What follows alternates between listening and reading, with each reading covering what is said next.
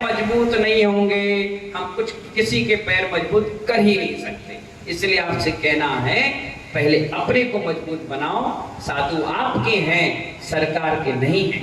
सरकार क्या करेगी जब आप ही मजबूत नहीं होंगे?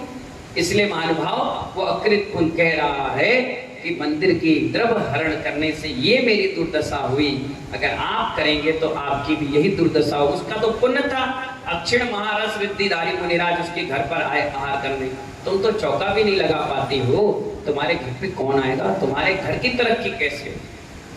सोचिए, विचार करिए।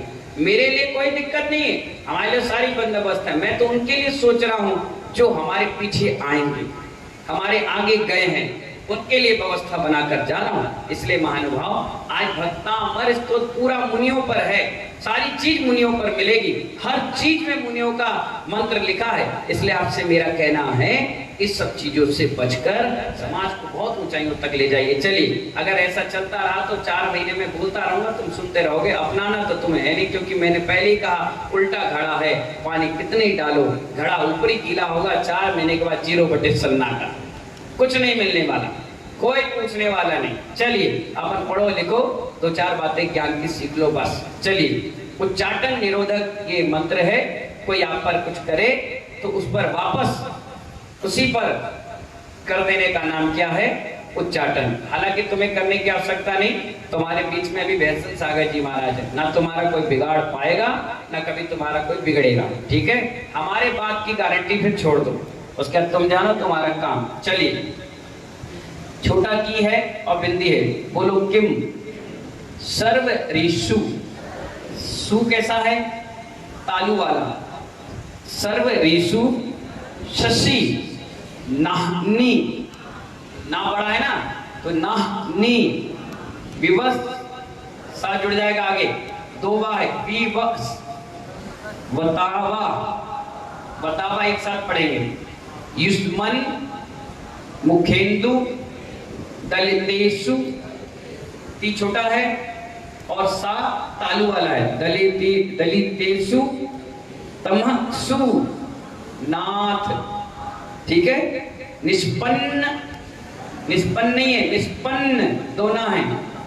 सालिनी, साली नहीं, सालिनी निष्पन्न, सालिवन, सालिनी जीव लोके। सा कौन सा है? शक्कर का है। ठीक है ना, तो दोनों में सीटी आएगी और बड़ा है शालिनी वन, सालिनी जीव लोके। ठीक है, नीचे कार्यम कियच, जा 2 है तो आधा जा आगे जुड़ेगा और पीछे पूरा रहेगा। कायज नहीं, कार्यम कियच, जल धारे, रा है ना, वो आगे जुड़ जाएगा, धारे जल भार नम्रे। बोलो जल भार नम्रे। माँ में ऊपर रेप भी है, नीचे भी एक लाइन है और हा का उच्चारण है, नम्रे है।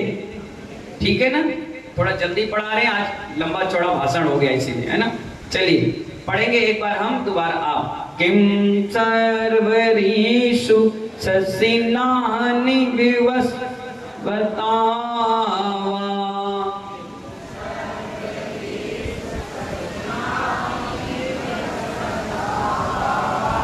ऐसा भी पढ़ सकते हैं, विवस सतावा, ये भी पढ़ सकते हैं, विवस बतावा भी पढ़ सकते हैं, कोई दिक्कत नहीं है ना।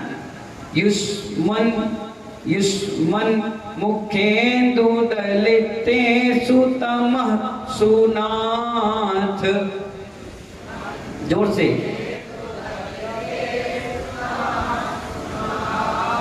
निष्पन्न शालिवन शालिनी जीवलोके।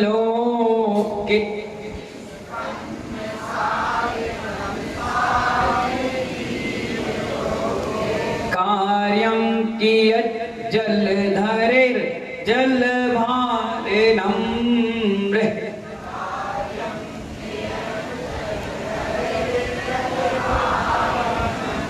सभी लेडीज पढ़िए। किम सर्वरीषु युष्मन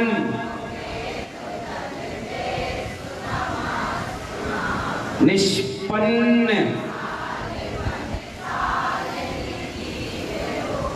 कार्यम, सारे जेंट्स, किम सर्व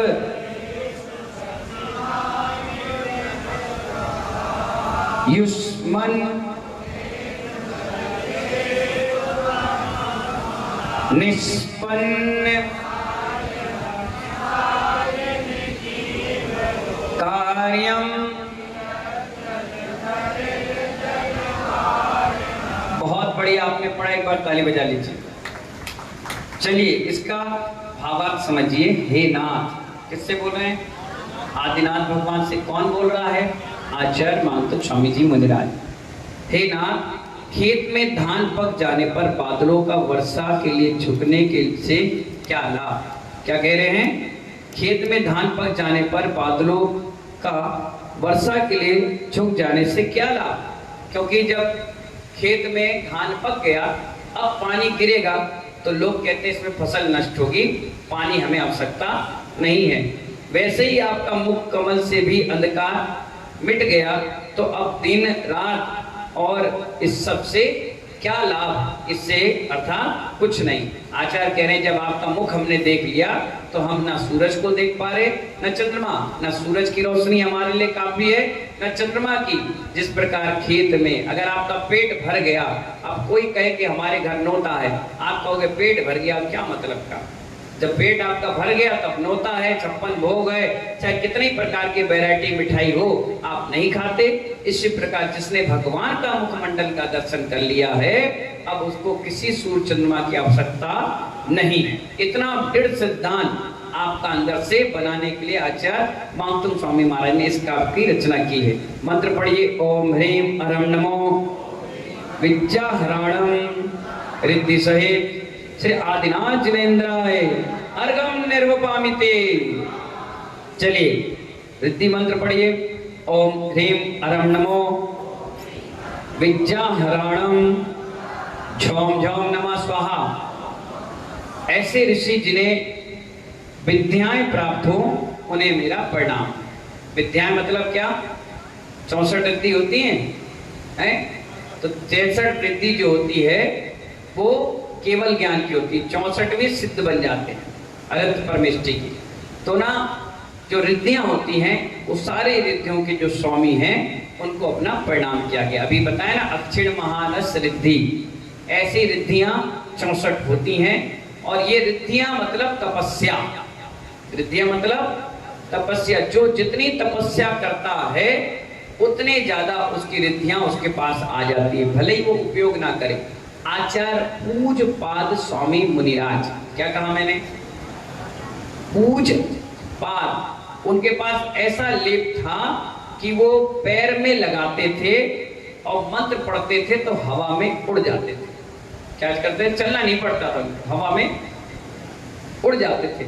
चारण रिद्धि मुनिराज, वो जमीन पे चलते ही नहीं है, आकाश में गमन करते हैं, इसलिए उनका वर्षा योग नहीं होता।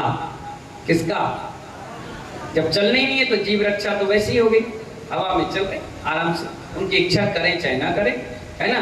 तो चारण रिद्धि हो गई, अक्षिण महारस हो गई, ऐसी कई प्रकार की 64 रिद्धियां होती हैं। और ये रिद्धियां मुनि महाराज को ही होती हैं। किसको होती हैं? अभी अंश में है, पहले बहुता से थी। जो भी तपस्या करते हैं उनकी तपस्या से वो प्रसन्न हो जाती हैं, वो सब काम कर देती हैं, उनको करना नहीं पड़ता, अलग से सिद्धियां नहीं करना पड़ता, अलग से मंत्र नहीं पढ़ना पड़ता। मैं कभी कोई मंत्र नहीं पढ़ता, हमारे पास नमोकार मंत्र है, इससे बड़ा जीवन में और मंत्र क्या होगा।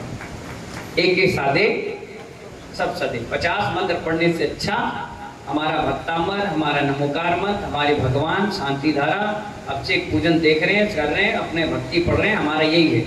हमारे आचार्य भगवान कहते हैं कि जो मुनि बन गया वो खुद में सिद्ध हो गया, अब उसको कोई सिद्ध करने की आवश्यकता नहीं है। मुनि महाराज चल दे वो मार्ग और कह दे तो वो मंत्र है। क्या है?